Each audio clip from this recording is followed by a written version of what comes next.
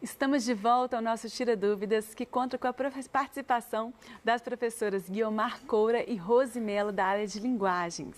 Sejam bem-vindas, professoras. Obrigada. Lembrando que você também pode fazer a sua pergunta sobre as aulas de hoje pelos nossos canais de comunicação que estão aparecendo aí na sua tela. Estamos recebendo as perguntas e, enquanto isso, vamos relembrar os temas das aulas. Professora Guiomar, quais foram os conteúdos abordados hoje? Bom dia, Gabi. Bom dia, professora Rosa. É Oi, sempre um Guiomar. prazer estarmos aqui, né, juntas. Então, na aula de hoje, né, nós vimos no 8º ano sobre editorial e texto de divulgação científica. E no 9º ano, nós falamos sobre informatividade e verbetes. Perfeito, professora. E nas suas aulas, professora Rose, quais foram os temas tratados hoje? Oi, Gabi, é um prazer estar aqui com você hoje. Oi, professora Olá. Guiomar. Vamos aqui para o nosso bate-bola, nossa conversa. Bom dia, estudante, bom dia, professores, caros colegas, né, que estão aí nos assistindo nesse Tira Dúvidas de hoje. Então, Gabriela, hoje nós trabalhamos o 3º ano do ensino médio, né? Nós trabalhamos a importância, falamos um pouco sobre a Semana da Arte Moderna, sobre a importância da Semana da Arte Moderna, quando ela aconteceu, onde aconteceu, qual foi a característica e qual foi o objetivo, né? O porquê dessa semana, o que aconteceu de tão importante e o que mudou a partir dessa Semana da Arte Moderna, que é super importante e que cai muito no Enem, né? Então, para os alunos do 3º ano, para os alunos que estão estudando, é isso aí. E o 4º ano, a professora Élica Gonçalves, ela trabalhou sobre o gênero conto. E a professora Renata, no 5º ano, trabalhou sobre produção de textos e sobre infográfica. Perfeito. E antes disso, né, eu não poderia deixar, já falei sexta-feira, mas é um momento que a gente precisa de falar aqui um pouquinho sobre a nossa tristeza, né, professora Guiomar, de todos os professores de língua portuguesa, e não só professores de linguagem, como todos os professores, da tristeza da perda, né, do falecimento do Quino, né, que não poderíamos deixar aqui de falar, de relembrar, que a nossa querida Mafalda, né, que é o criador, e nem só eu falo de língua portuguesa, porque não existe um professor, seja professor de matemática ou professor de qualquer outro componente curricular, sempre acha uma tirinha da Mafalda para trabalhar, né? Então, deixar aqui os nossos sentimentos, né? Rose? Sempre usada, e como você já falou, né, em todos os componentes, né, por causa do posicionamento crítico, né, colocado ali, as críticas que existiam, né, através do personagem, maravilhoso, uma perda mesmo. Verdade, professora, uma grande personagem. Grande personagem. Agora que já relembramos o conteúdo, vamos passar para as perguntas. Essa pergunta acabou de chegar. Nelson Brava, do 5º ano, para a professora Rose. Explique os 4 porquês.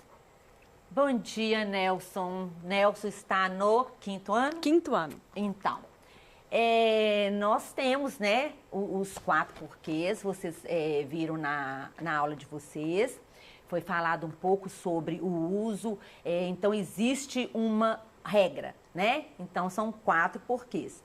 O porquê junto e sem acento, o porquê separado e sem acento, o porquê separado e com acento e o porquê junto e com acento. Então vamos lá. O porquê separado e sem acento é quando você vai usar numa pergunta, né? Porque, como é que eu... Dá um exemplo aí, professora Guiomar. Porque o próprio comunicado que você fez aqui, né, usando esse momento para homenagear também, porque os professores de linguagens estão tristes, né? Não é isso? Isso. É uma pergunta. Seria o quê? O porquê separado e sem acento. Agora, o porquê junto e sem acento é usado para responder essa pergunta, né? Porque o nosso querido Quino faleceu. Isso. Equivale a pois, não é Né? isso? É o que a gente costuma dizer, que é o porquê de resposta. Isso, não é o porquê de resposta, né? Agora, o porquê separado e acentuado, né? Nós vamos usar no final, né? Não. É no final de pergunta. De pergunta. Exatamente. Como se fosse uma pergunta indireta, né? Nós falamos assim, os professores de linguagens, eles estão tristes por quê? É o porquê no final aí da pergunta. Isso. Né? Aí a diferença, esse que nós falamos é o quê? É o porquê separado e acentuado, tá? Agora, o porquê junto e acentuado é quando eu falo assim, o porquê. Viu que tem um artigo antes? Então, quando eu falo o porquê disso, é a causa, então eu uso o porquê junto e acentuado. É de suma importância você estudar essas regrinhas, né? São regras que às vezes fala assim, acentuação, pontuação, né? Tem várias regrinhas. E essas regrinhas você precisa saber para quê? Não para quando te perguntar, você saber falar na ponta da língua, porque não é importante. O porquê que você tem que saber, olha só, o porquê que você... O motivo, né? Qual o motivo? O porquê que você tem que saber todas essas regrinhas do uso do porquê? Para você saber usá-la. Para você saber na hora de produzir o seu texto, na hora de escrever, na hora de produzir, você tem que saber qual porquê eu uso. É com acento? É junto? É separado? Essa é a importância, ok? Exatamente. Ótimo, entendido, professora. Muito obrigada. Próxima pergunta do Luiz Fernando, do 7º ano, Colégio Martins Pena, Rio de Janeiro. Professora, quando eu faço resumo das minhas maquetes para a Feira de Ciências, é um texto de divulgação científica? Então vamos lá, Luiz Fernando, né, 7º ano, obrigada pela sua pergunta. Então vamos lá, né, Rose? A professora Rose vai nos ajudar aqui nesse momento, que nós já até comentamos, né, em algumas das nossas aulas, por que nós temos que tomar cuidado, né, ao uso do porquê de novo, né? Por que nós temos que tomar cuidado com essa pergunta do Luiz Fernando? Por quê? O resumo, ele já é um gênero textual, né? O resumo, ele também é um gênero, é usado para um determinado fim, porque gênero tem disso, né? Ele surge de acordo com a necessidade. Então, a necessidade de se resumir um texto, de sintetizar as ideias de um texto, né? Então, daí que nós temos o gênero resumo. O texto de divulgação científica também é um gênero que possui as suas especificidades, ou seja, né, ele existe para divulgar o conhecimento, para propagar o conhecimento, né, para as pessoas, para a sociedade, e ele possui características próprias também, porque ele contém ali dados, ele contém exemplos, ele contém discurso de pessoas de autoridade, né, um texto que possui introdução, desenvolvimento e a conclusão também. Então, são 2 gêneros de texto. Na sua escola, né, nós falamos isso na aula também, então eu acho que é por isso que surge a pergunta aí do Luiz Fernando. Porque em algumas escolas existem esse momento, né, Rose, a feira de ciências, em que os alunos eles têm a oportunidade ali de pesquisar mais a respeito de alguns assuntos, fazer experimentos, é um momento muito legal na escola. E eu falei que no momento em que você vai produzir o seu texto, a professora pede, por exemplo, né, o que você fez, quais foram os procedimentos usados ali naquele momento, desenvolver a sua pesquisa, eu falei, você também pode estar produzindo um texto de divulgação científica se trabalhado, ok? Então, é por isso que nós precisamos só pensar um pouquinho, ok, Luiz Fernando? Então, um pouquinho de cuidado, porque o resumo, se a professora pede um resumo, faça um resumo, né, da Feira de Ciência do seu experimento. A professora está pedindo um resumo. Agora vamos produzir um texto de divulgação científica, ele vai ser mais elaborado, né? Porque o resumo é uma síntese, é a síntese daquilo que você fez, ok? Agora o texto de divulgação científica com certeza vai ter que ser um pouco mais trabalhado, porque você vai ter que desenvolver ali, né, os procedimentos, todos os resultados, todas as pesquisas em cima daquele experimento que você fez na Feira de Ciência, ele vai ser um pouco mais trabalhado, ok? Também falando disso, existem hoje nas academias, né, quando nós vamos participar de eventos, de congressos, por exemplo, alguns pedem o que nós chamamos de conhecido como resumo expandido.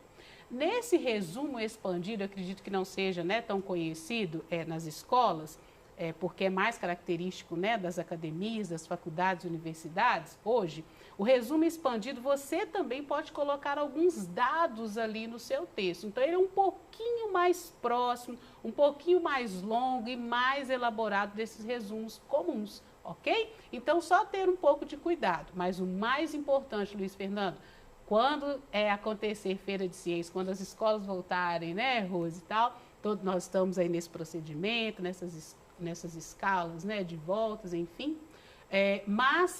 Quando acontece a feira de ciências, Luiz Fernando, nada impede de você produzir um resumo, né, certamente, e também pedir que a sua professora trabalhe com vocês o texto de divulgação científica, sem problema nenhum, só não confundir os gêneros. Não é isso, professora? E isso porque a característica de um texto é diferente do outro, né, professora?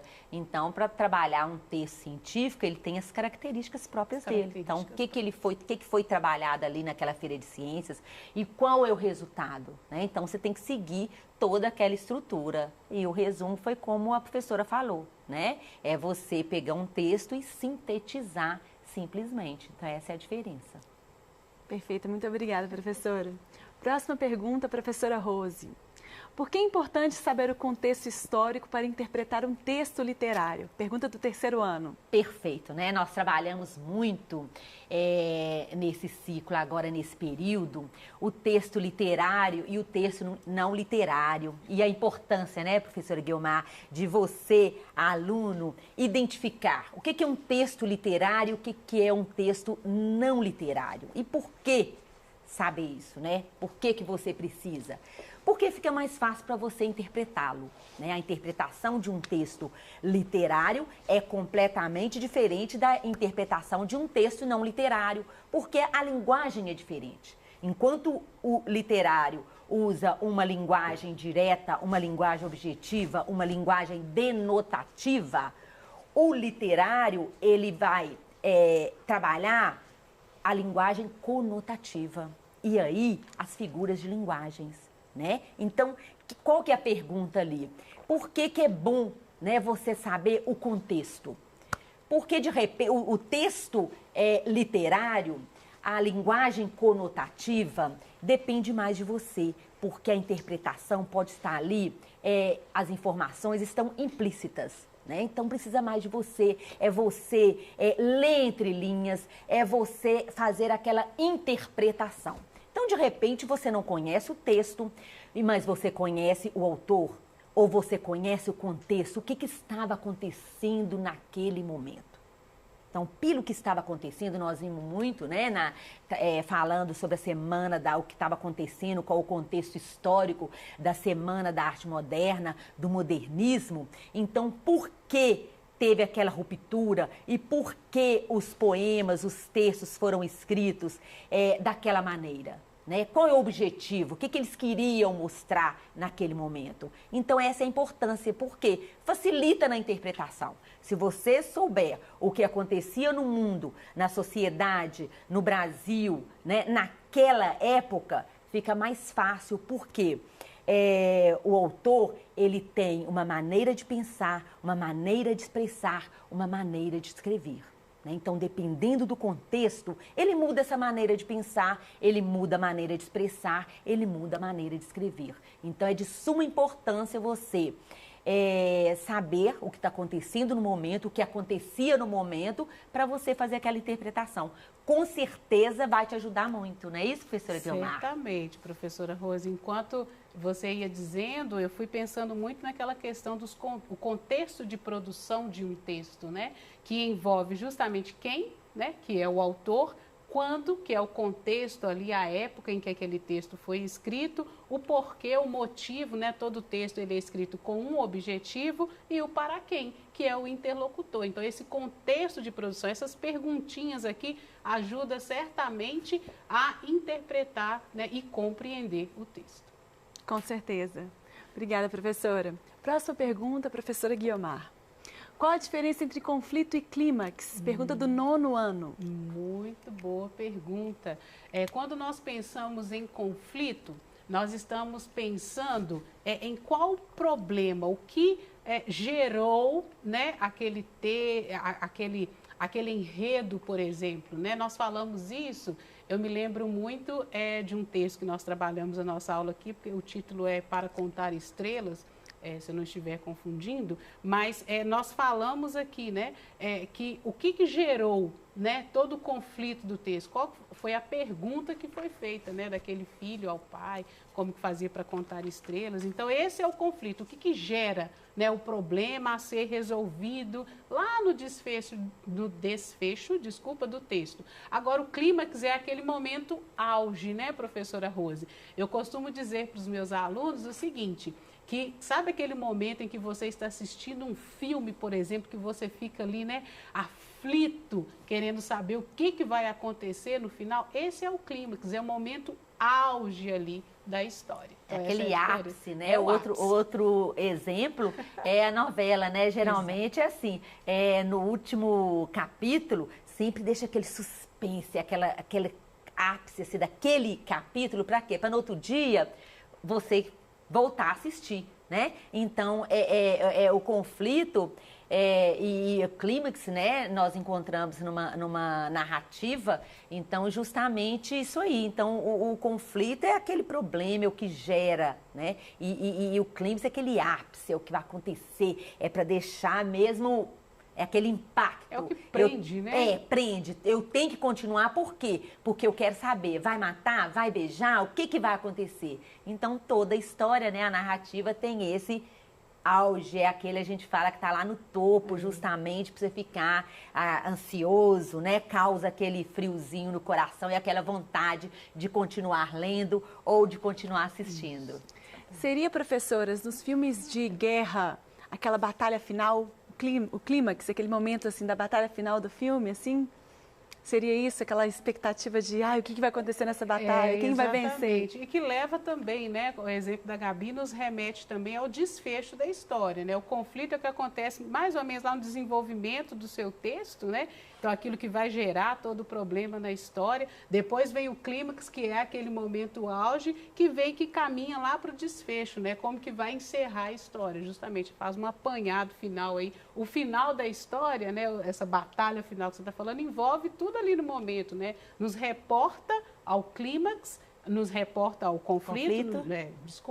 E o clímax ali, aquele momento, o que vai acontecer, quem vai vencer, já está lá, né? Atrelado ao desfecho também. Perfeito, obrigada, professora. Próxima pergunta, para a professora Rose Gabriela, do 9º ano, da Escola Estadual Helena Guerra de Contagem. Usar o pleonasmo nos textos é correto, professora? Oi, Gabriela, bom dia. Então, Gabriela, nós trabalhamos figuras de linguagem, né?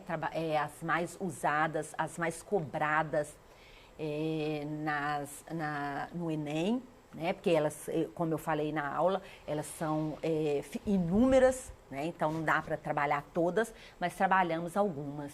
E o pleonasmo, né? É você falar subir para cima, descer para baixo, entrar para dentro, né? Então são várias. Como eu falei do texto literário, da interpretação, é justamente porque encontramos as figuras de linguagens ali presentes. Agora, numa redação do Enem, não é bom usar, né? Não convém usar. Por quê? Porque a sua linguagem numa redação, ela precisa de ser clara e objetiva. Porque você não pode deixar para o corretor uma reflexão ou ele ficar pensando o que ele quis dizer. Né? E se você coloca figuras de linguagem, não é só o pleonasmo, qualquer uma, vai deixá-lo pensando para fazer essa interpretação. Por quê? Vai ficar entre linhas, né? Então, não é bom, não é aconselhável você usar a sua linguagem numa redação do Enem ou de qualquer outra prova de concurso. Você precisa usar uma linguagem objetiva e direta. Perfeito, professora, obrigada. Professora Guiomar, quando eu faço uso da vírgula? Pergunta da Luísa, do 6º ano de Araxá. Luísa, muito boa pergunta, Luísa. Bom, quando nós falamos de pontuação, existem alguns sinais de pontuação que eles possuem uma certa subjetividade, né, no seu uso. E alguns outros pontos de pontuação, eles possuem uma certa regularidade. A vírgula seria um exemplo desses pontos que possuem uma regularidade, possuem regras, né, de uso. Como também a vírgula ela pode ser usada para marcar, tem uma certa intencionalidade ali quando você coloca, por exemplo, uma palavra, né, uma conjunção ou uma expressão entre aspas.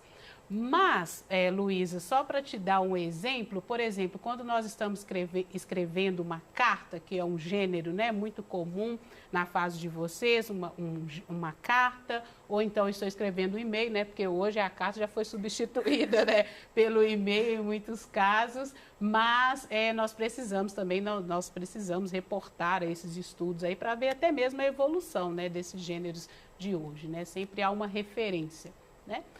Mas quando nós estamos separando, por exemplo, perceba lá, local e data, nós usamos a vírgula para separar o local, por exemplo, Belo Horizonte, vírgula, e a data de hoje, 5 de outubro de 2020, por exemplo. Então, nós usamos a vírgula nesse caso. Agora, existem muitos exemplos, né, professora Rose, do uso da vírgula. Nós temos o vocativo, que é colocado entre vírgulas, né? O aposto, por exemplo. A enumeração, né? Quando eu vou falar várias coisas, vários adjetivos, eu sempre uso a vírgula. E só completando aqui, para voltar lá naquela pergunta do porquê, né, que também são regras. Então, as regras do uso da pontuação, ela é de suma importância, você precisa saber. Então, são coisas, fala assim, mas para que eu vou saber regras? Para quê? Para usar, né? Então existem as regras, porquê do uso da vírgula, não só da vírgula, do ponto de interrogação, do ponto final, mas isso é importante você saber sim.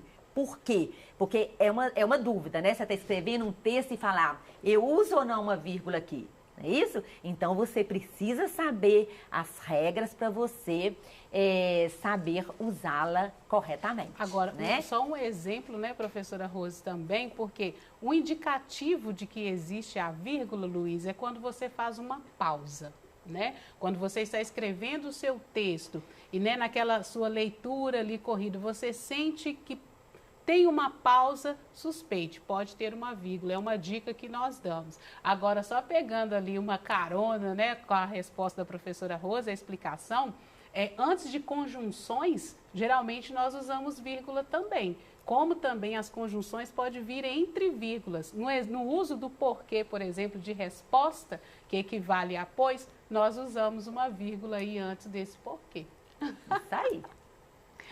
Obrigada, professora. Próxima pergunta. É verdade que se mudarmos a vírgula de lugar na frase, podemos alterar o sentido? Pergunta do 6º ano, professora. Muito boa pergunta. Para isso, eu posso usar o quadro só para dar um exemplo aqui, Gabi, a professora Rose vai me ajudar nesse exemplo aqui também, né? Por exemplo, a minha letra não é muito bonita não, tá, gente? Desculpa, sou professora de língua portuguesa, mas vamos lá. Por exemplo, se eu tenho a frase, olha, não espere. Não espere. Professora Rose e Gabi, vocês acham que tem mudança? Tem o sentido aqui dessas duas frases é o mesmo? Mudou não, muito. Espere. Não espere. De jeito nenhum. Se você fala não espere ou não espere, Guilmar. Isso. Quando você tem aqui, ó, uma vírgula, nesse aqui, não, espere. Eu estou pedindo a pessoa para esperar. E aqui, não espere, ela não precisa de me esperar. Então, esse é um exemplo aí. Se nós mudarmos a vírgula de lugar, muda o sentido totalmente da frase. É por isso que eu costumo dizer, né, para os alunos, que em tradução de texto, em revisão de texto, por exemplo, uma das coisas que nós menos usamos, né, professora Rose, é de mexer na vírgula, porque nós podemos mudar completamente o sentido do texto. Isso, e nós trabalhamos muito também quando vamos falar da coesão, né, professora, e da coerência. Às vezes o aluno pergunta, mas o que é coesão, o que é coerência e como eu trabalho a coesão e a coerência? A vírgula é uma, né? Por quê? Porque se você mudar de lugar, você muda o sentido da frase. Ótimo, professoras. Vamos fazer um pequeno intervalo para tomar aquele fôlego. Participe você também do Tira Dúvidas, que no próximo bloco contará com a participação do professor Magno Andrade. Agradeço a presença da professora Guiomar Coura. Muito obrigada, professora. E você, aproveite a pausa e envie a sua pergunta para o Tira Dúvidas. É só ligar no telefone fixo ou enviar uma mensagem para o nosso WhatsApp. Até já!